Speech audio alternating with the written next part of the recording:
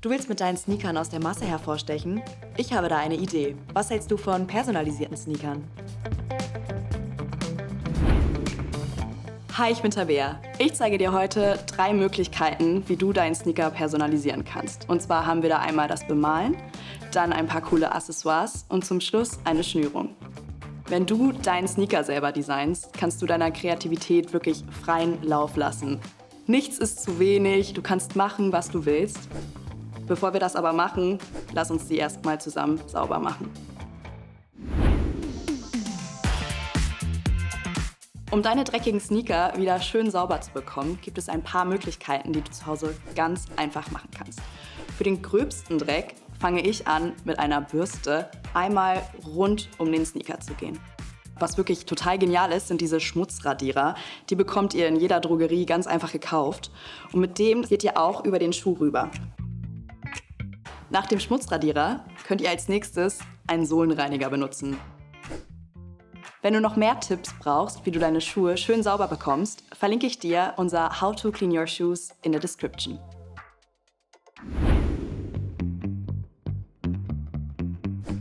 Um deine Sneaker zu bemalen, kannst du unterschiedliche Farben und Stifte benutzen. Besonders angesagte Farben sind aktuell hellblau oder ein schönes Lavendel. Und was auch niemals out ist, sind wirklich knallige Neontöne. Was aber auch total einfach ist und was ich jetzt machen werde, ist, dass ich die einzelnen Designelemente einfach schön farbig nachmale.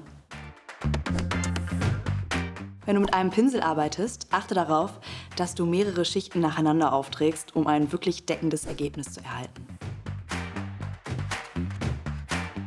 Was aber auch total einfach ist, wenn du dich für ein Muster entschieden hast, kannst du das Ganze mit einem Bleistift ganz leicht vorzeichnen.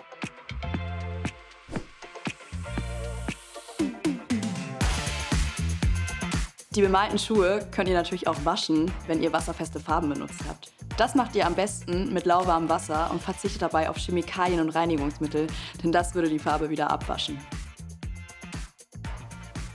Super. Hiermit bin ich jetzt richtig zufrieden.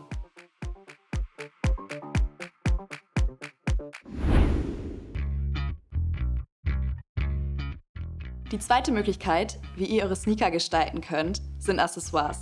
Da gibt es zum Beispiel Sticker, Patches, kleine Ketten, also wirklich total viele Optionen. Ich werde als allererstes Nieten benutzen. Dafür braucht ihr einmal eine Lochzange, die kennt ihr vielleicht auch vom Gürtelloch machen, und natürlich Nieten. Die Nieten befestigt ihr, indem ihr erst ein Loch in euren Schuh macht, dann mit einer Niete von innen in den Schuh reingeht und dann mit einem Gegenstück von außen verschließt. Jetzt habe ich noch Perlen dabei, die ich vorne auf die Schnürsenkel ziehen werde. Das ist nochmal eine schöne Option, um so diesen metallenen Look von der Seite auch vorne fortzuführen. Perlen sind wirklich die einfachste Option, wie ihr eure Sneaker gestalten könnt. Dafür löst ihr einfach die Schnürsenkel, zieht die Perlen rauf und befestigt die Schnürsenkel wieder. Ich freue mich jetzt darauf, die fertigen Schuhe an meinen Füßen zu sehen.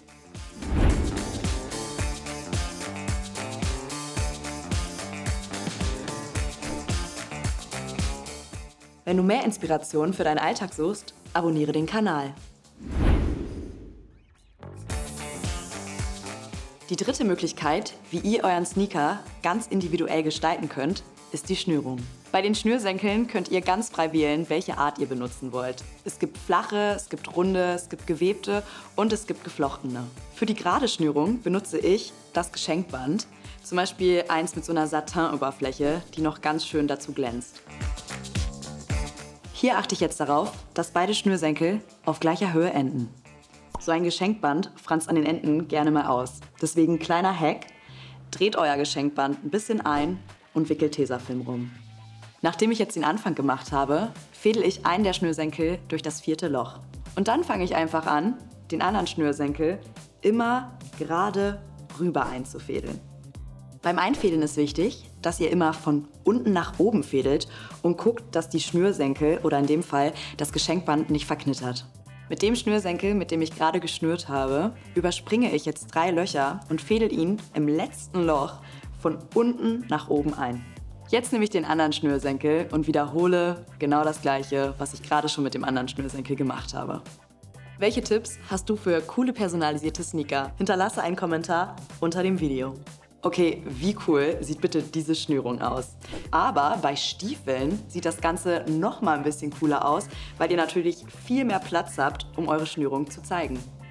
Ich kann mir aber auch vorstellen, einen lavendelfarbenen Schnürsenkel zu benutzen oder einen blauen und damit die Diamantschnürung zu machen. Und wie das geht, findet ihr in der Description.